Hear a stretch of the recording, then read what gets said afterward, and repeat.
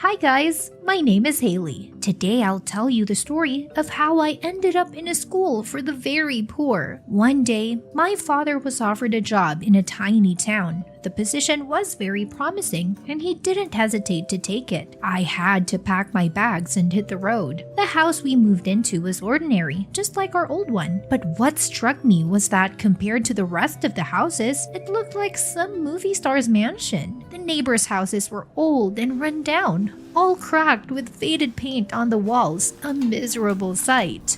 We unloaded our things from the car, and when we finished unpacking, Mom sent me to the store. Buy us something for dinner and look around town. What's there to see? I was surprised. When I came out of the store with a bag in my hands, it was already dark outside, but the streetlights were still not on. Well, this is getting interesting. I took out my phone and turned on the flashlight. Suddenly, someone's voice called out to me. "Wow, is that the latest model? Let me see." A dark, talking figure appeared out of nowhere and frightened me so much. I grabbed a coconut out of my bag and, out of fear, threw it right at him. The voice shouted, "Ouch! What, are you sick? Get away from me!" I grabbed the bag and ran home as fast as I could. I slammed the door behind me, my back against it. My parents stared at me in surprise. When I finally caught my breath, I asked my dad, "Dad, can we go home now? Did something happen? This little town is so dirty and scary." Dad patted me on the head. "It's only temporary. When my company builds a factory here, the townsfolk will have jobs and the town will blossom." "So we're not going back?" I frowned. "I'm afraid not, honey." I was very upset by his answer. I spent the rest of the evening in my room, mentally preparing for tomorrow. On my way to school, I kept turning my head around. I still couldn't see any decent houses. I hoped that at least the school would be normal, but I was wrong. It was a 2-story red brick building that looked more like an old church than a school. I sighed, braced the straps of my backpack, and stepped inside. I had to admit that it looked pretty decent inside. As I walked down the corridor, everyone looked at me strangely. I knew why. I looked like a princess compared to the other students. My hair neatly styled, my makeup, my clothes were clean and ironed, but the other children's clothes were messy, dirty, or didn't fit because they were passed down to them from their older brothers or sisters. I picked up my pace to get to class as quickly as possible, but there too, I felt the stares on me. There was an empty seat in the back, right next to the guy with the huge black eye. I had no choice, so I sat down in that chair. The guy looked at me, and then he reached into his bag and pulled something out. He handed me a coconut. "I think it's yours." "What? Where did you get it?" I just realized that it was the same guy that I hit so hard last night. "I'm Billy," he said.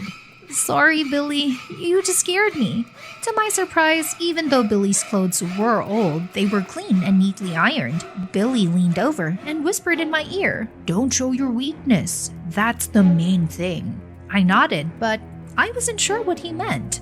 Billy continued to draw something in his sketchbook. Soon, I understood what he was saying. It all started when I was in the cafeteria. Some kids came up to me and started asking me inappropriate questions.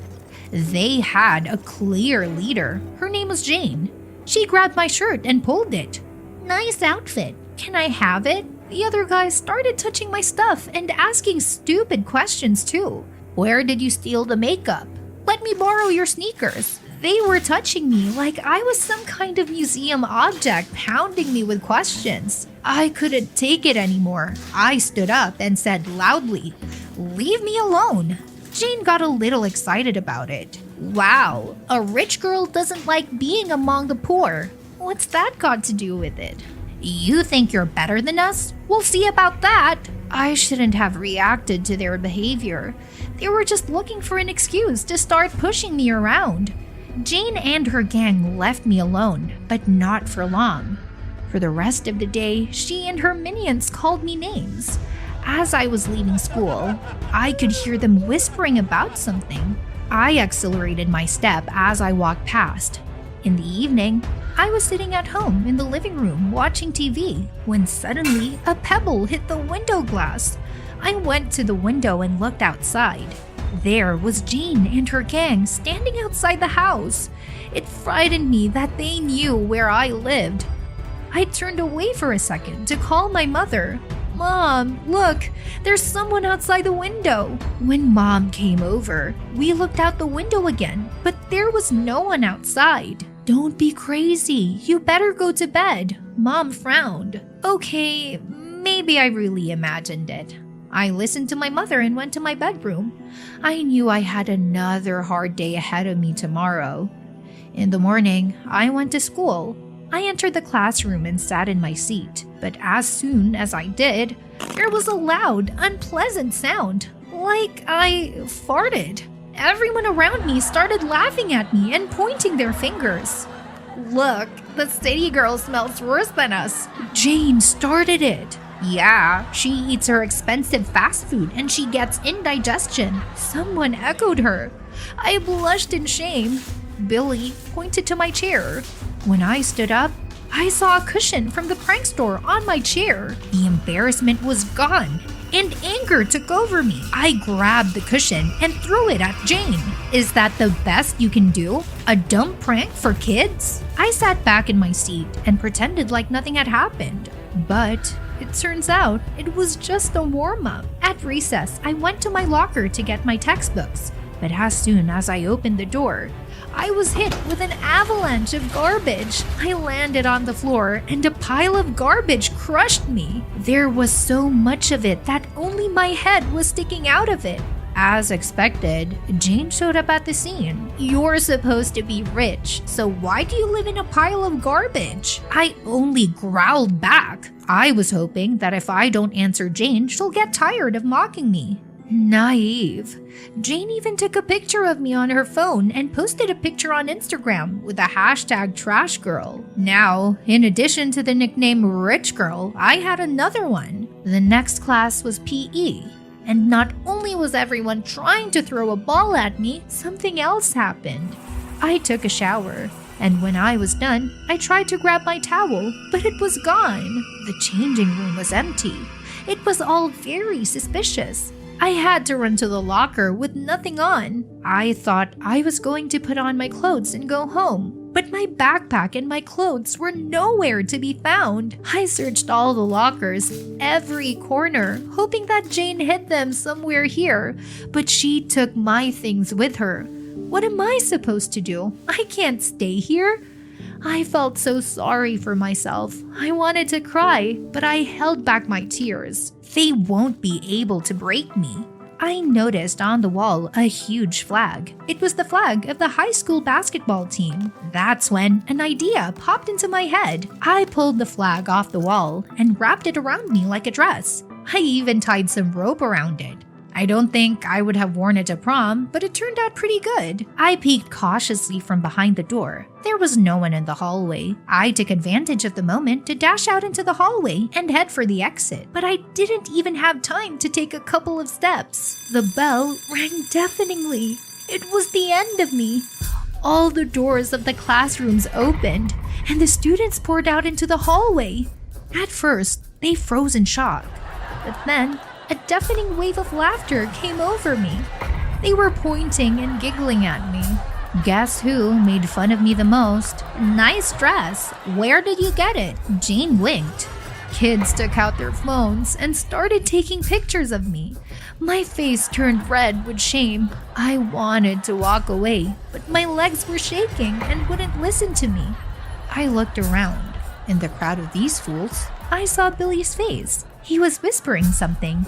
I managed to read his lips. "Don't show your weakness." I knew he was right, but damn it, it was hard. Suddenly, a thought popped into my head. Who are they for me to be ashamed and blush in front of them?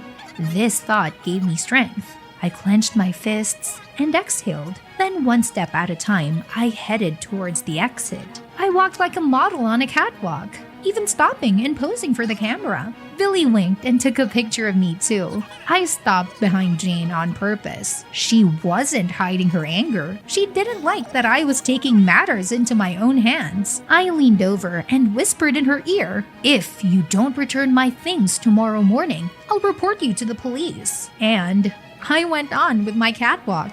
As I left, the laughter changed to applause. But I don't care what they thought. I was walking through town and people were looking at me. Yes, I looked very strange, but I liked it. I learned not to be influenced by other people's opinions. I walked home and my mom and dad's mouths dropped open. "No questions," I asked. "Okay, dinner will be ready in 5 minutes." Mom nodded. I checked my laptop in the bedroom. Billy sent me a message with a picture of me and a flag. He captioned the photo, "Working on something cool, huh?" He's a bit of an oddball. When I got to school in the morning, I finally realized what he was up to. There were posters of me in yesterday's outfit all over the school. Billy did a drawing of me from the picture, and it was good. The poster said, "Meet our new team mascot." Wow, I wasn't expecting that at all. As I walked around the school, the kids didn't look at me funny anymore. On the contrary, everyone said hello and gave me high fives.